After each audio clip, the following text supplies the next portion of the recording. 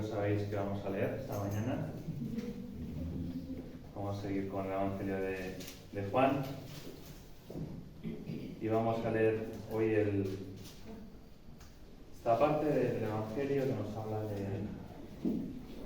de cómo empieza el ministerio del Señor Jesús. Él ha sido... Él ha sido... no sé si estará bien. Él ha sido bautizado, ahí le siguen ya 4 discípulos, que son el apóstol Juan, Pedro, Andrés y me dejo alguno. Andrés, su hermano Pedro, Juan y Felipe. También está Natanael por ahí, ¿verdad? Entonces vamos a leer el capítulo 2 hasta el versículo, o sea, todo desde el versículo 1 hasta el versículo 2, las bodas de Caná. Dice, al tercer día se hicieron unas bodas en Caná de Galilea, y estaba allí la madre de Jesús. Y fueron también invitados a las bodas Jesús y sus discípulos. Y faltando el vino, la madre de Jesús le dijo, no tienen vino. Jesús le dijo, ¿qué tienes conmigo, mujer? Aún no ha venido mi hora. Su madre dijo a los que servían, haced todo lo que os dijere. Y estaban allí 6 tinajas de piedra para agua, conforme al rito de la purificación de los judíos, en cada una de las cuales cabían 2 o 3 cántaros. Jesús les dijo, llenad estas tinajas de agua, y las llenaron hasta arriba. Entonces les dijo, sacad ahora y llevadlo al maestresala, y se lo llevaron.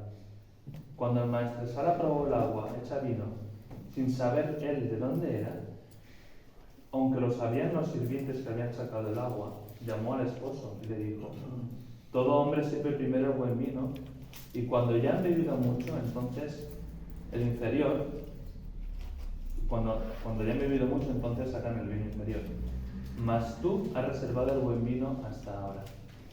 Este principio de señales hizo Jesús en Caná de Galilea y manifestó su gloria, y sus discípulos creyeron en él. Después de esto descendieron a Capernaum, él, su madre, sus hermanos y sus discípulos, y estuvieron allí por muchos días. Pues bueno, a mí me gustaría, vuestro hermano Pepe ya ha orado, me gustaría también orar para ponerme delante del Señor. Padre, pues te damos gracias por poder leer tu palabra en libertad. Y yo te quiero pedir, Padre, que tú nos libres de interpretarla por nosotros mismos, de adecuarla a que a nosotros nos parece o nuestros intereses, pero tu palabra pues también cuando la estudiamos pues vemos que es más clara de lo que pensamos a veces, y que tú me des gracia para poder compartir aquello que tú me has hablado, Padre. Pues yo te quiero pedir esto y que tu Espíritu nos ayude, porque sabemos que el enemigo también quiere que entendamos las cosas mal, Padre, pero sabemos que si nos ponemos en ti tú nos vas a ayudar. En esa confianza pues queremos estar en este tiempo. En nombre de Dios Jesús te lo pido, amén. Amén. Y bueno, vemos aquí hay una boda en Caná de Galilea y son invitados Jesús, a los discípulos, la madre de Jesús, también María. En primer lugar, pues yo meditaba, ¿no? Qué honor, ¿no? Para esos novios que estuviera Jesús allí en la boda. No sabemos si lo conocían como el Hijo de Dios, quizá no, pero al menos pues qué honor que el Hijo de Dios, el que ha creado pues el matrimonio a todos, que estuviera ahí en las bodas, ¿no? Y meditando esto, me hacía darme cuenta de que tenemos la promesa del Señor, que donde hay 2 o 3 congregados en su nombre, ahí está Él en medio de ellos, ¿no? Eso lo dice en Mateo 18, creo que es en un contexto cuando se habla de disciplina, pero realmente es así, ¿no? El Señor nos dice que donde hay 2 o 3 congregados en su nombre, ahí está Él en medio de ellos. Así que meditaba, ¿no? en en qué poca conciencia tenemos a veces de las promesas del Señor, que cuando estamos congregados en su nombre, como en estos mismos momentos que podemos estar ahora, o incluso en nuestras casas, con nuestras familias, el Señor está en medio de nosotros, ¿no? Es algo que no sé, que yo creo que sabemos que el versículo está ahí, pero que si realmente fuéramos conscientes, pues yo creo que en nuestro corazón pues habría muchísimo agradecimiento, ¿no? Y es el primero que veía, ¿no? Que pensamos, pues es fácil entender el honor de los novios, que estuviera Jesús ahí, pero también Jesús está aquí si estamos congregados en su nombre, ¿no? Y es para que un motivo más de agradecimiento, de adoración por las promesas que el Señor Jesús pues nos ha dado, ¿no? Y también pues algo que realmente va a girar, creo que va a girar pues lo que tengo para compartiros, ¿no?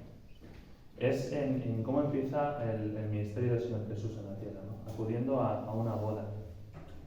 Y una boda es algo, pues es para celebrar un enlace matrimonial.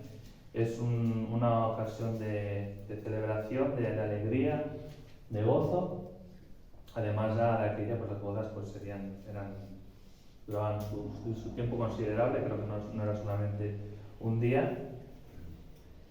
Y bueno, y Jesús pues decide ir allí. Quizá no parece que en ese momento fuera el centro, ¿no? de esta boda. No sé, sabemos si Jesús se dirigiría a los novios para darles algún consejo o no lo sé, ¿no? Pero a mí lo que me llamaba la atención meditando una y otra vez en este pasaje es que el centro de lo que el Señor nos muestra aquí es el problema que hubo en esa boda, que era que faltaba vino, que se habían quedado sin vino. Y vemos que el vino es algo que, bueno, podríamos pensar que, bueno, pues escucha, pues, lo importante de una boda no es el vino, ¿no? Lo importante de la boda son los novios, su enlace, que se predique la palabra, y es verdad, todo eso es muy importante, ¿no? Pero si nos centramos en el texto que está inspirado por el Espíritu Santo, está centrado en que en la boda no había vino, ¿no? Y me puedo imaginar, ya en lo poco que hemos leído de Juan, cómo estaban los fariseos, ¿no? Y atentos ya a lo que hacía el Señor para buscar por dónde entrarle y por tentarle y por ver que hacía algo incorrecto. Yo creo que un fariseo aquí, pues seguramente, pues, ¿qué importa que no tenga vino, ¿no? En esa boda? Realmente no es lo más importante. Pero el Señor Jesús aquí vemos que reacciona a lo que le dice María, ¿no? Bueno, más nada que reacciona a lo que le dice María, que era la voluntad del Padre, que Él convirtiera el agua en vino. Y yo lo que veía aquí es que en que ser cristiano significa ser moldeado según el carácter de Cristo y según su imagen, ¿no? Y aquí vemos a Jesús cómo actúa en este tema. Seguramente podríamos pensar, bueno, nos dice aquí que esto fue el principio de señales, lo dice al final. Y quizás según nuestra manera de ver las cosas, según nuestra lógica, el Señor podría haber empezado haciendo resucitando a un muerto, sanando a un leproso, curando a un ciego, algo pues que quizás lo vemos como más necesario, ¿no? El hecho, pero Jesús quiso iniciarlo así, ¿no? Y al final, yo lo que me daba cuenta es que parece que hay algo muy poco espiritual en ese pasaje, ¿no? del vino, ¿no? Y que el Señor quisiera convertir eso, pero sabemos que el Señor Jesús vino a obedecer a su Padre, vino a glorificarle, y si el Señor Jesús convirtió el agua en vino es porque esto glorificaba al Padre. Y vamos a leer en Timoteo, 1 Timoteo 4, que aquí hay una advertencia que yo creo que es una advertencia muy dura, muy directa a aquellos que no reconocen las cosas buenas que el Señor ha creado para que las disfrutemos. Porque el hecho de disfrutar las cosas que el Señor ha creado si las disfrutamos teniendo el conocimiento y siendo conscientes que el Señor las ha creado, eso le glorifica a Él, ¿no? Y pensamos que tener una vida espiritual es pues estar en un convento encerrados, ¿no? Y estar constantemente meditando la palabra, y pensamos que eso es lo único que glorifica al Señor, cuando realmente disfrutar de lo que el Señor ha hecho, todo lo que Él ha hecho es bueno, en su justa medida, es algo que también le glorifica a Él. Por lo tanto, tiene también de espiritual, ¿no? Pensamos que el placer de las cosas que el Señor ha creado puede ser, empezamos a mezclarlo con deseos de la carne, y me gustaría profundizar en ese tema, y sé que por mucho que yo lo explique, es el Espíritu Santo el que nos tiene que hablar, ¿no? Pero la advertencia aquí en Timoteo yo creo que nos tiene que hacer buscar al Señor, porque disfrutar de las cosas que el Señor ha creado forma parte de la vida cristiana. Nos dice así en 1 Timoteo 4, dice: pero el Espíritu dice claramente que en los postreros tiempos algunos apostatarán de la fe, escuchando a espíritus engañadores y a doctrinas de demonios, por la hipocresía de mentirosos que, teniendo cauterizada la conciencia, prohibirán casarse, mandarán abstenerse de alimentos que Dios creó, para que con acción de gracias participasen de ellos los creyentes, los que han conocido la verdad. Porque todo lo que Dios creó es bueno, y nada es de desecharse si se toma con acción de gracias, porque por la palabra de Dios y por la oración es santificado. Entonces, fijaros aquí que habla de estas, yo cuando leo este versículo, primer versículo, segundo versículo, ¿no? Doctrinas de demonios. Yo creo que es para realmente prestar muchísima atención a lo que viene después, porque no está hablando de cualquier cosa, espíritus engañadores y doctrinas de demonios.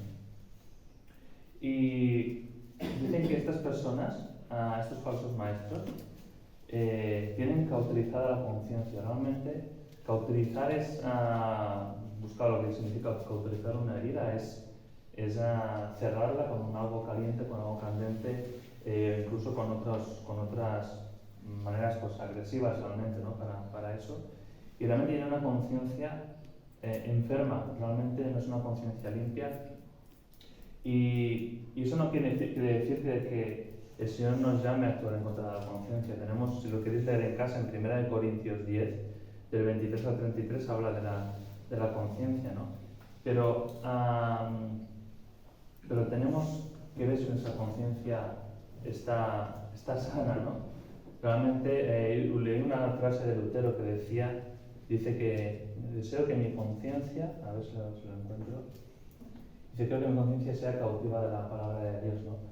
Porque nuestra conciencia puede ser cautiva de nuestros propios valores, de nuestros propios valores básicamente, ¿no? Y pensamos que y como el Señor nos dice que no vayamos en contra de nuestra conciencia, pues nos creamos nosotros nuestra propia conciencia cautiva de nuestros valores, y cautiva también a lo mejor de lo que piensen los demás, y en base a eso actuamos, ¿no? Y realmente la conciencia tiene que estar cautiva de la palabra de Dios, como estamos leyendo ahora, ¿no? Y leyendo este pasaje también hay algo que muchas veces digo a mis hijos, ¿no? Y me lo digo a mí mismo también y a mi esposa. Es en cuanto a cómo reacciona nuestro corazón cuando leemos esto, ¿no? Sabemos que Jeremías nos dice que el corazón es engañoso más que todas las cosas. Y al final, pienso que para mí es muy importante el poder, frente a una situación, frente a algo que leemos, frente a algo que reaccionamos, esa primera reacción para mí creo que es lo que realmente es nuestro corazón. ¿Qué quiero decir con esto? A veces a lo mejor vemos a alguien que hace algo y lo primero que te sale es, pues, se va a enterar, lo que sea, y luego pues te calmas, ¿no? Y dices, bueno, pues, a ver, me voy a calmar porque la voy a liar. Pero yo cuando mi corazón reacciona así, yo no deseo taparlo, no deseo, bueno, ha sido una reacción, ¿no? Y ya está. Para mí esa primera reacción es una reacción que no he podido filtrar. Y esas reacciones que no filtramos a mí me dicen lo que hay en el corazón, ¿no? Entonces, aunque realmente no llegue a consumar nada contra esa persona, o no llegue a consumar ese mal pensamiento, lo que sea, pero yo pienso que debo pedir perdón al Señor por eso que ha salido de mí, ¿no? Aunque no lo llegue a materializar, aunque no acabe de hacer nada, pero pienso que es una reacción de cómo somos, ¿no? Y leyendo este pasaje, cuando nos dice aquí, ¿no? Dice, todo lo que cree Dios es buena que desecharse, que habrá algunos que prohibirán casarse, mandarán abstenerse de alimentos. Mi primera reacción aquí podría ser, bueno, sí, pero cuidado, ¿no? Porque está claro que hay cosas que podemos usarlas mal, y es así realmente, ¿no? El Señor ha creado el matrimonio, podemos abusar de eso y caer en fornicación, en adulterio. El Señor ha creado los alimentos, podemos caer en glotonería. El Señor ha creado el sexo, podemos también abusar de eso, podemos abusar del vino también, que son cosas que Dios ha creado. Pero pienso que si esa es mi primera reacción aquí, creo que no estoy dándome cuenta del énfasis que el Señor hace en la advertencia es a aquellos que apostatan de la fe y escuchan espíritus engañadores y doctrinas de demonios. Eso yo creo que es lo que nos debe guiar al poder, a analizar lo que nos dice en este pasaje, ¿no?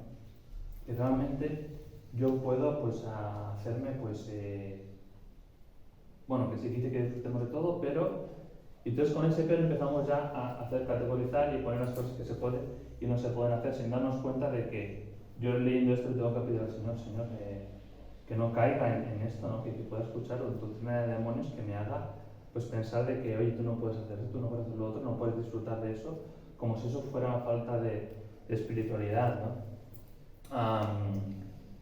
Realmente la advertencia para mí es eso, ¿no? El que está hablando con unas palabras muy, muy fuertes. Y realmente que aquí, cuando nos dice, nos dice que por la palabra de Dios y por oración es santificado.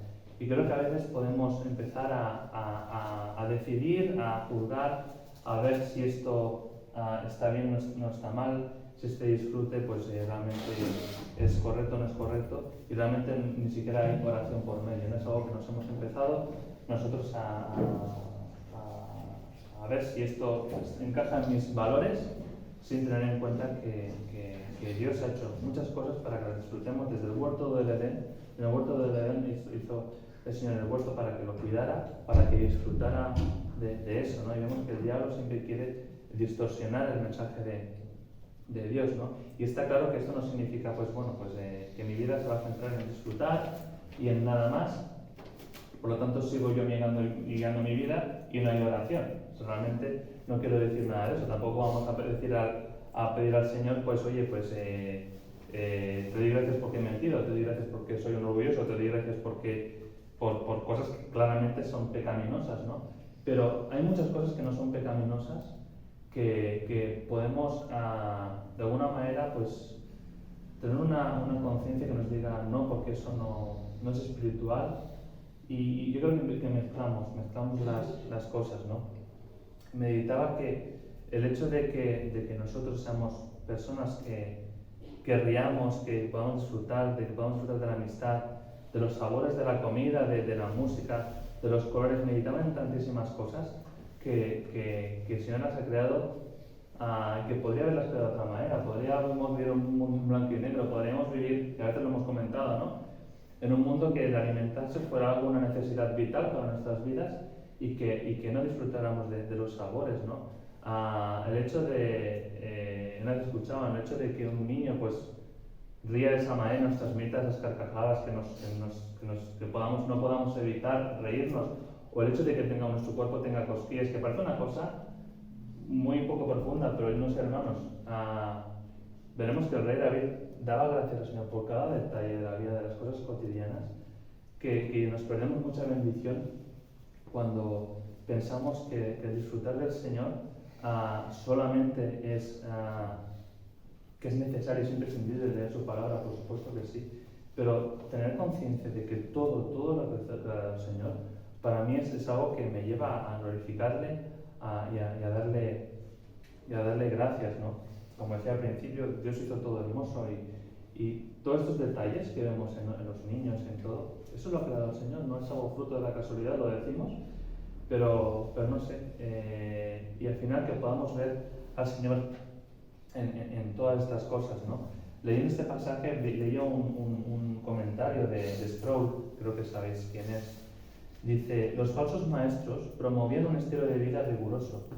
Como dicen Colosenses, pues si habéis muerto con Cristo en cuanto a los rudimentos del mundo, ¿por qué como si vivieseis en el mundo os sometéis a preceptos tales como no manejes, no gustes ni aun toques, en conformidad a mandamientos y doctrinas de hombre? Cosas que todas se destruyen con el uso.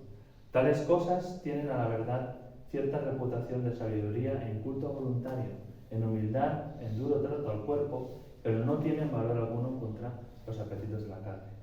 Ahora sigue diciendo aquí el hermano. Algunos argumentaban que como el mundo material era malo, el individuo espiritual debía evitarlo. Otros deducían que la misma visión negativa de la realidad material, que ser complaciente con los deseos sensuales personales no tenía ningún efecto sobre su condición y identidad espiritual. O sea, unos decían que lo material había que rechazarlo, todo el disfrute, todo había que rechazarlo porque eso no era espiritual, y otros decían que el complacerse de deseos sensuales y demás que tampoco tenía efecto. O sea, había dos extremos aquí, ¿no? Pero fíjate a la conclusión que llegaba el hermano, dice, es igualmente demoníaco el abuso de los dones materiales en formas contrarias a la palabra de Dios que repudiar el disfrute santo de los dones materiales que Dios nos da y estar agradecidos por ellos. Entonces, la advertencia es importante, ¿no? Dice aquí el hermano, repudiar el disfrute santo de lo que el Señor ha hecho.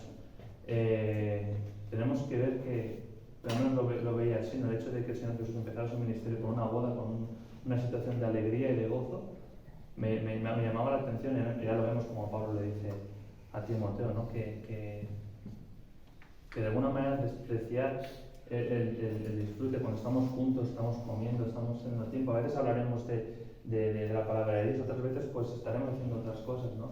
Pero el Señor nos dice que en todo lo que hagamos, en todo, que lo hagamos para la gloria de Dios. Y todo no es, bueno, cuando estoy en la iglesia, cuando estoy en la palabra, lo estoy haciendo para la gloria de Dios, pero cuando estoy explicando un chiste, pues teniendo en cuenta de que esa risa que me produce ese chiste es, de hecho el Señor, aparte que esté hablando de cosas muy buenas, pero escuchando hermanos, lo ha creado el Señor, es muy sencillo. ¿Qué pasa? Que podemos abordar de eso y coger chistes que sean que no tengan un contenido pues sano y que realmente pues atenten incluso pues con, sabemos que lo que llamamos chistes varios y cosas que realmente pues desfiguran pues y ponen en poco valor muchos valores de que el Señor nos deja en su palabra, ¿no? Pero que todo lo que hagamos sea para el trabajo, el estudio, el levantarme por la mañana, el acostarme, el dormir, el descanso lo ha hecho el Señor, todo lo ha hecho el Señor, cada detalle. Yo creo que no sé, ayer estuve en las favores, pues llegas de allí, haces sol, no sé, puedes dar gracias a Dios en todo. Estoy hablando de cosas buenas, ¿no? Pero también sabemos que en las que no nos gustan, también ahí está el Señor, ¿no? Y todo para la gloria del Señor. Y realmente tenemos en Gálatas que nos dice claramente, ¿no? No satisfagáis los deseos de la carne. Pero el peligro yo creo que está viendo esto, que el disfrutar de las cosas que el Señor ha hecho no tiene por qué ser satisfacer los deseos de la carne. Podemos hacerlo sin tener en cuenta al Señor y para nuestro disfrute, solamente, ¿no? Y por lo tanto ya me da igual poner en oración, no lo hago con acción de gracias, como dice aquí. Está claro que si todo lo que hacemos lo hacemos por la gloria de Dios y con acción de gracias, yo no voy a poder darle gracias al Señor por meterme en una comilona que luego no pueda ni andar. O sea, eso no ha sido por la gloria del Señor, yo no puedo dar gracias al Señor por eso, ha sido para satisfacer mi deseo de engullir y porque eso ahora mismo es lo que me trae placer, ¿no? Realmente podemos extrañarlo, pero el hecho de disfrutar de una buena comida, o no, a veces de la compañía de comerme un bikini con alguien, ¿no? Realmente no tiene por qué ser algo más o menos, ¿no? Pero que todo que podemos hacerlo para la gloria de Dios, ¿no? Nos dice en Gálatas, en el mismo pasaje, a libertad fuimos llamados, pero nos da una salvación. Nos dice, solo que no usemos la libertad como ocasión para la carne. Así que no lleguemos a estas conclusiones erróneas, ¿no? Que la diversión y el placer no tienen lugar en la vida cristiana porque satisfacer los deseos de la carne. No es así, ¿no? Nos dice en el mismo pasaje lo que es la carne, ¿no? Borracheras, que es abusar del gozo que da el Señor, que es el vino. Nos habla de adulterio y fornicación, que es abusar del sexo, y otras muchas cosas, ¿no? Entonces, me daba cuenta de cómo en mi diario vivir, en cada minuto en el que vivo, puedo estar glorificando al Señor, ¿no? Y también nos dice en Corintios, nos dice, sí, pues coméis o bebéis o hacéis otra cosa, hacerlo todo para la gloria de Dios. Esta es la conclusión, ¿no? Que todo lo que hagamos que sea para la gloria de Dios, ¿no? Y meditaba en cuanto a glorificar al Señor en lo que hacemos, ¿qué glorifica más a Dios? El hecho de que hagamos algo a regañadientes, porque es lo que el Señor dice y ya está, es una obediencia fría, lo hago de una manera religiosa, incluso venir a la iglesia, esforzarme, levantarme temprano para venir a la hora, esforzarme que si toco algo de música, pues que salga bien, pero realmente no lo hago con acción de gracias y lo hago para la gloria del Señor. ¿Qué glorifica más al Señor? ¿Eso o que realmente esté un tiempo con un hermano, pues tomándome un café y disfrutando de la amistad con ese hermano, aunque realmente aparentemente no haya algo de espiritual, ¿no? Entonces, creo que como decimos últimamente, ¿no? Que el Señor examine nuestros corazones y ver qué es lo que nos motiva a hacer las cosas y realmente esa motivación que con la que hagamos las cosas es lo que va a definir si con lo que hacemos disfrutamos glorificamos al Señor o no, ¿no? Y en cuanto a este dar gracias, pues creo que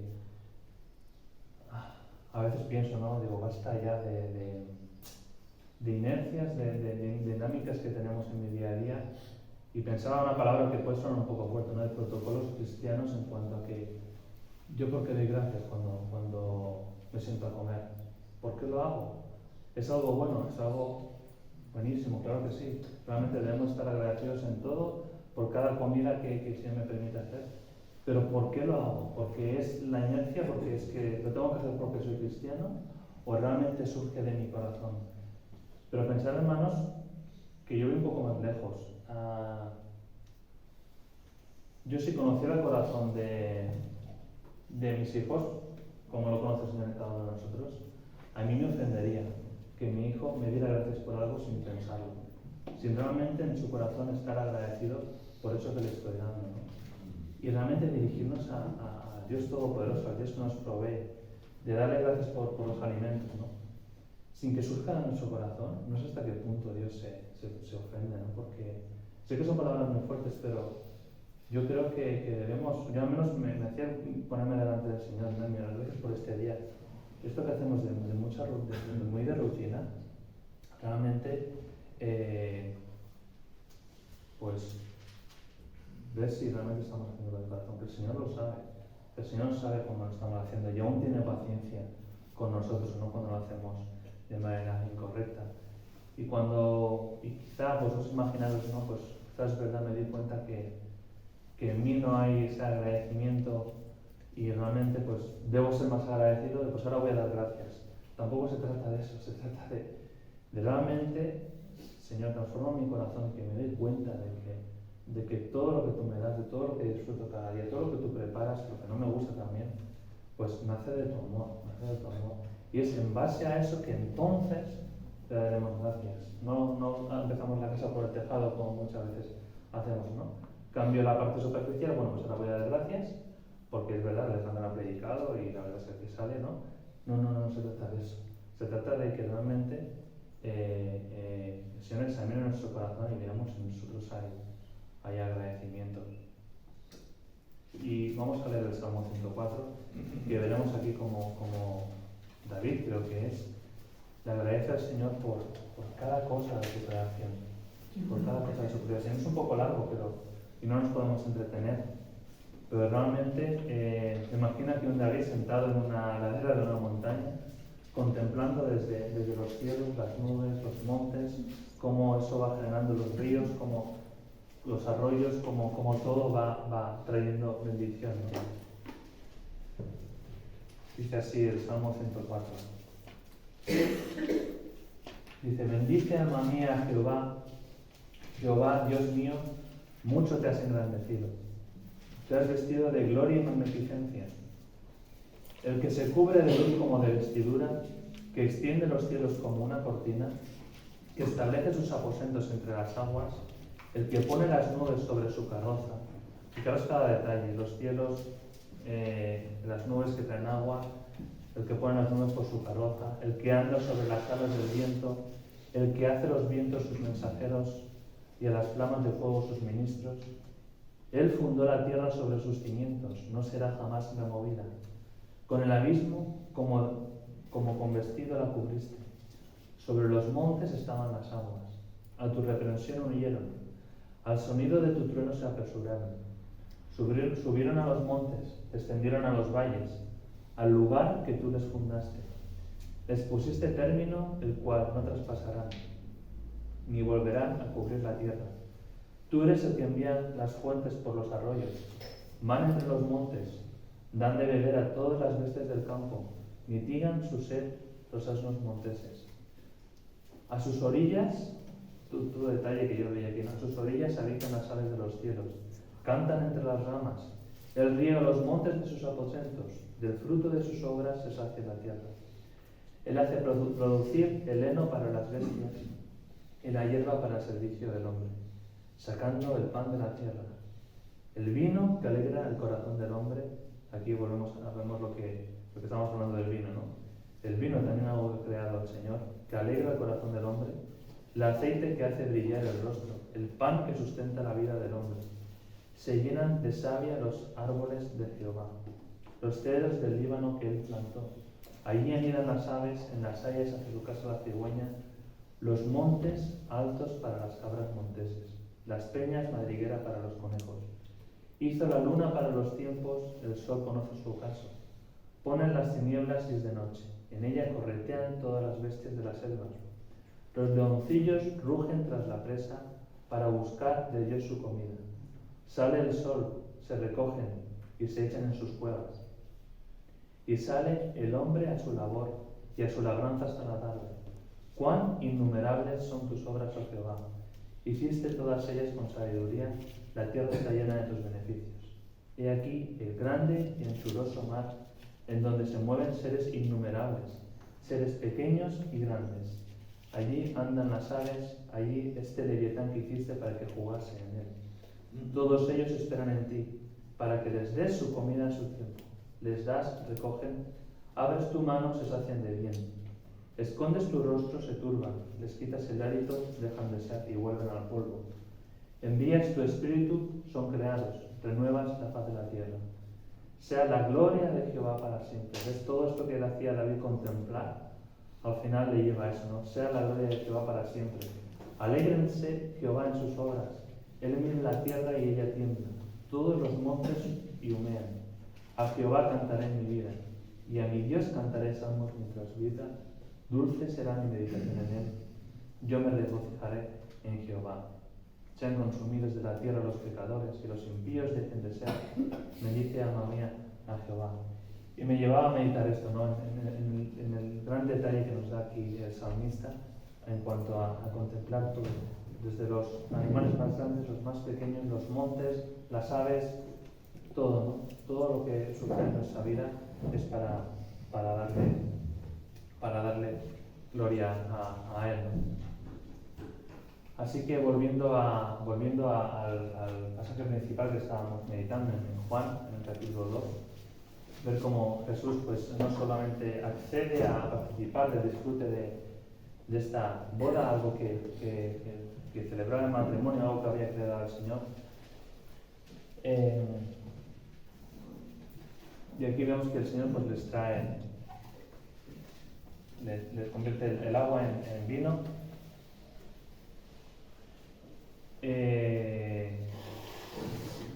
Y realmente se está de alguna manera ocupado, ¿no? en que la fiesta de alguna manera pues continuara en esa boda. Pero podemos pensar, bueno, la boda se terminaría en un momento dado, ya el vino se acabaría, y ¿qué queda después, no?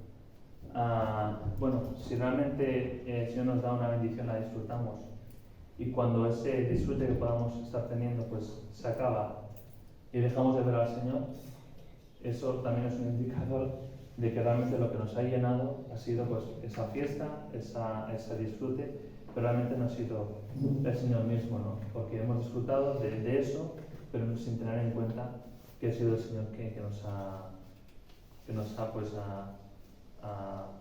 permitido disfrutar de esto que ha creado Él, ¿no? Así que es algo que realmente pues me sigue sorprendiendo, ¿no? Que lo primero que el Señor hace es acudir a una boda y convertir el agua en vino, ¿no? Hay un comentario también de un hermano que dice: la carnalidad no debe tener lugar, pero tampoco debemos tener una espiritualidad que no refleje lo que es ser un cristiano, que es ser como Cristo. Esto lo escuché en un hermano en la iglesia una vez, ¿no? Y yo pienso de que si realmente separamos el disfrutar de las cosas que el Señor ha hecho de lo espiritual, creo que vamos a cometer, o al menos yo creo que lo he cometido, ¿no? Lo he cometido es coger una balanza y poner una balanza aquí las cosas espirituales y en otra cosa, en otro lado de la balanza, las cosas de las que el Señor nos permite disfrutar. Entonces, si he sido muy espiritual, ¿no? Pues oye, pues me puedo permitir el hecho de disfrutar un poco, entonces equilibrar la balanza, ¿no? Si realmente me he comportado solamente preocupándome por mí y de disfrutar de la diversión tal y cual, pues sabes qué, voy a leer un poco más para que la balanza se quede ahí, ¿no? Y pienso que esa balanza no debería existir. Es, como les decía antes, todo lo que hagamos, sea que movamos, que bebamos, sea cualquier otra cosa. Solamente ahí el Pablo dice, cualquier otra cosa que sea para la gloria de Dios, ¿no? También nos dice un versículo que todo lo que no proviene de fe es pecado, ¿no? Así que es algo que este era lo que yo tenía en el corazón, ¿no?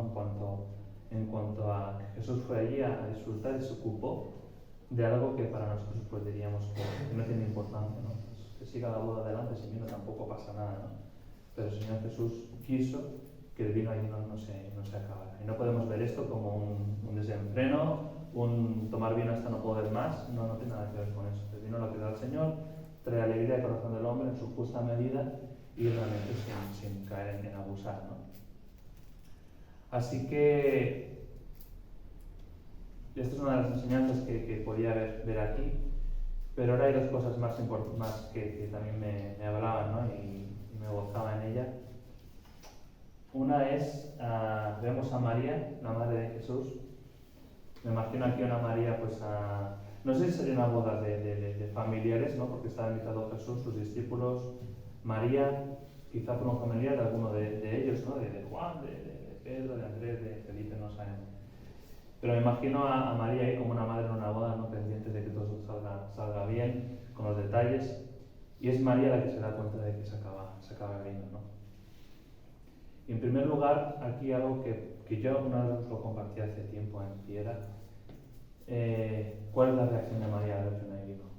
Podría haber cogido y decir, madre mía, vaya organización de boda, vaya tela, ¿no? Que no han pensado en el vino. Aparte que de aquella, el quedarse sin vino en una boda era algo deshonroso porque era como la boda de fulano de tal que se quedó sin vino, madre mía, ¿no? Qué vergüenza, ¿no?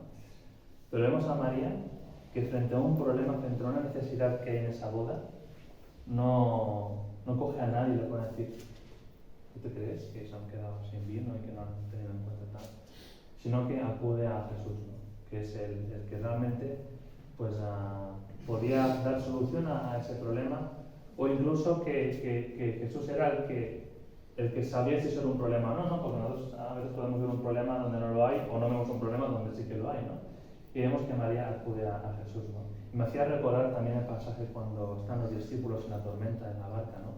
Que la barca está ahí zozobrando, que se va a hundir, y vemos que los discípulos van al Señor y le dicen, en esa actitud de espanto y desespero que tenían, pero al menos van a Jesús y le dicen, Señor, que perecemos, ¿no? Entonces ahí el Señor actúa, ¿no?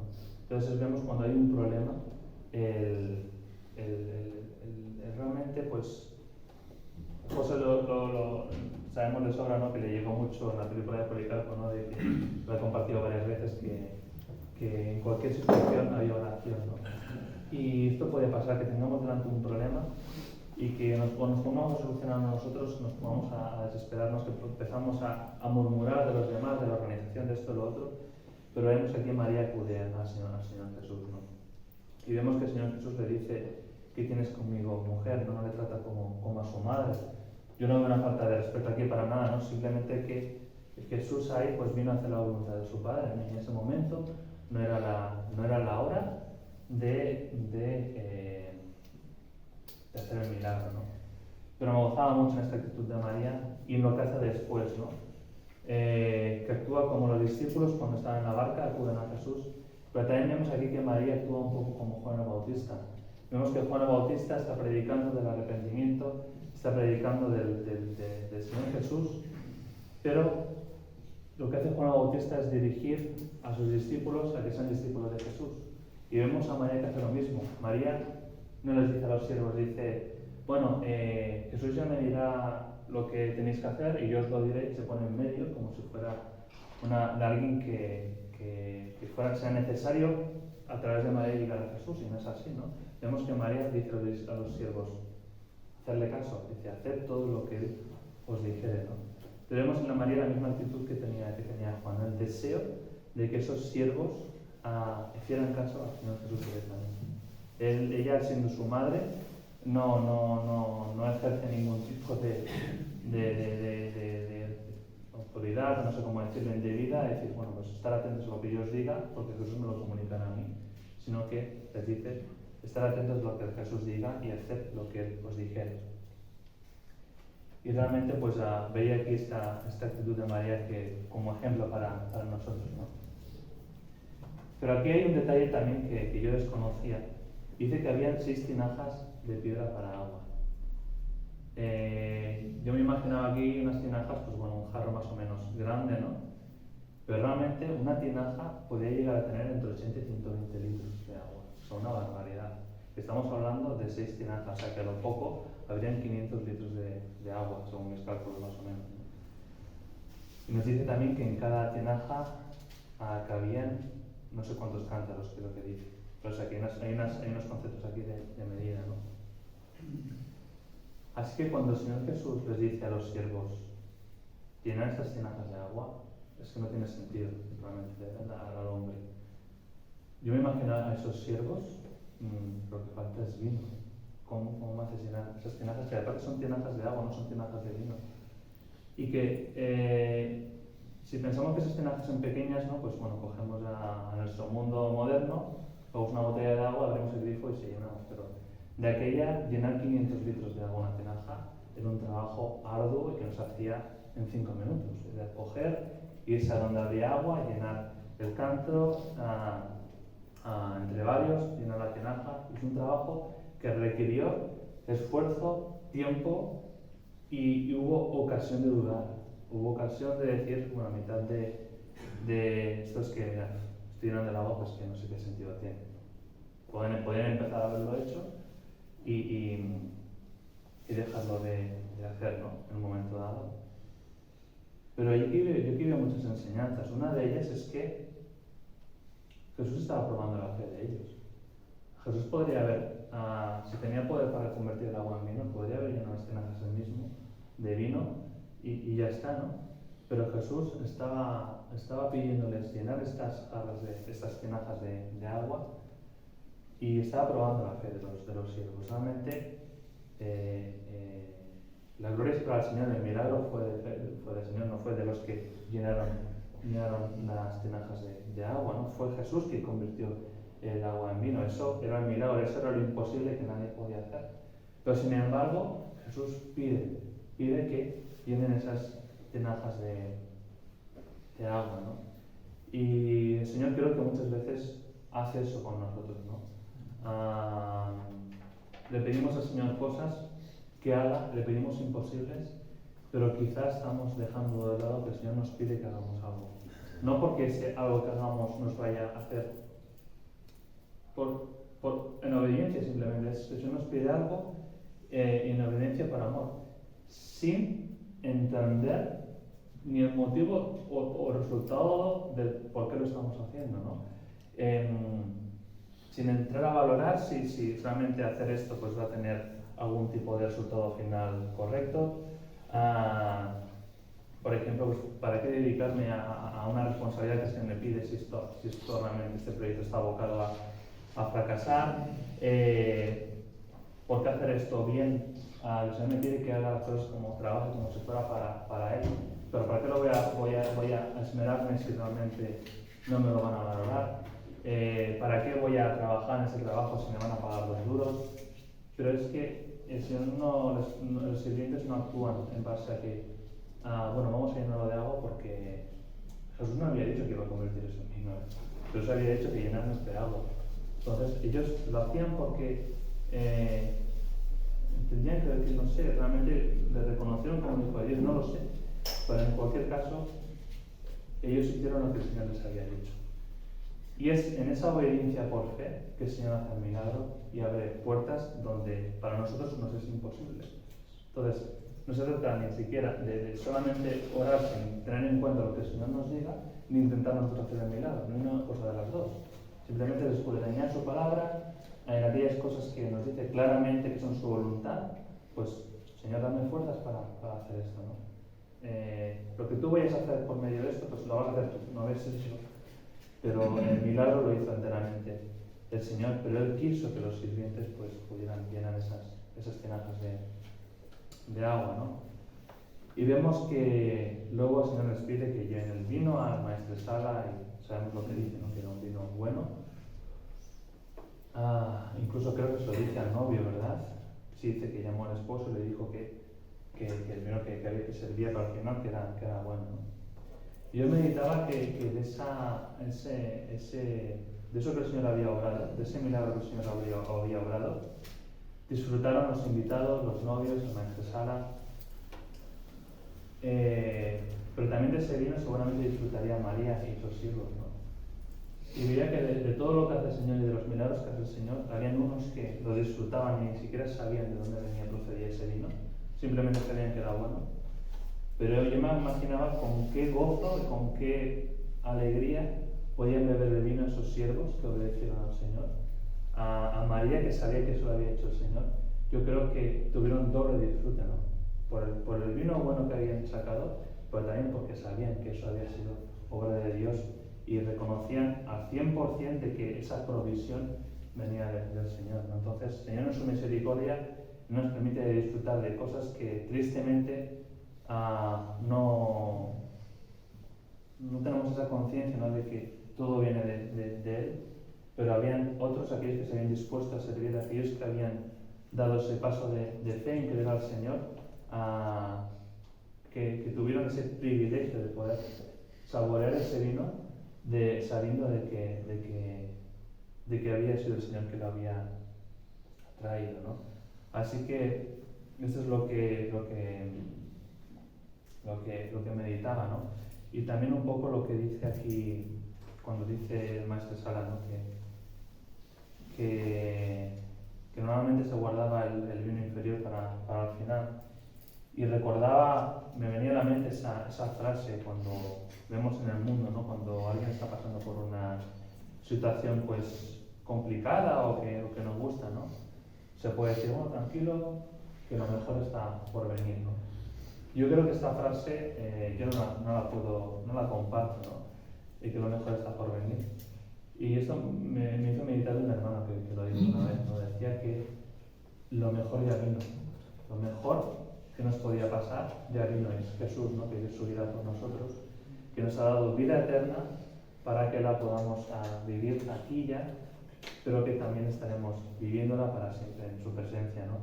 Y sí que esa frase sí que la consideraría correcta si nos referimos a eso, ¿no? La esperanza gloriosa que tenemos de que un día estaremos en el cielo con Él, pues disfrutando de todo lo que Él ha hecho, porque en definitiva la eternidad y todo lo que el Señor tiene preparado para nosotros lo está haciendo Él. Él lo dice que Él está preparando un lugar para nosotros. O sea, es algo que todavía Él está creando de alguna manera, ¿no? Para nosotros, ¿no? pero siempre teniendo en cuenta quién es el creador y el por qué Jesús hace eso. Jesús hace eso para mostrar la gloria de su Padre.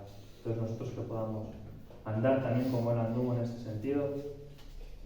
Y también meditaba, ¿no? En qué triste el mundo cuando se consuela con este lo mejor está por venir, cuando realmente, si no conocen, es lo peor está por venir, por muy mal que estés pasando una situación, te puede parecer que es el fin del mundo, pero realmente lo peor está por venir. Así que por eso también, pues que aquellos que se intentan consolar con estas palabras vanas, ¿no? que podamos orar por ellos para que puedan ver que el problema no es tanto, que sí, que las consecuencias del pecado y el vivir pues, según qué maneras pues, traen consecuencias muy, muy horribles, ¿no? Pero aún así la paga del pecado todavía es peor, ¿no? Así que podamos dar gracias al Señor de lo que Él nos da, de que todo lo que hagamos sea para su gloria, que nuestra vida sea para su gloria y que podamos ver su mano en todas las circunstancias, en las buenas, en las malas, cuando estoy en el coche, cuando estoy haciendo cosas en casa, cuando estoy con los hermanos, y que Él pues, nos puede ir revelando a nosotros. Pues esto es lo que os quería compartir y que bueno, que el Señor pues, pueda hablar a nuestros corazones, sabiendo que pienso que nuestra carne se revuelve un poco, ¿no? Cuando hablamos de nuestra carne religiosa, se revuelve lo que hablamos de disfrutar, pero que el Señor nos ayude, que necesitamos su guía y su dirección, porque en nosotros no está saber cuál es el bien y el mal. Eso está en el árbol que el Señor dijo a Adán y Eva que no comieran. Así que necesitamos su guía y su dirección en todo momento de nuestra vida.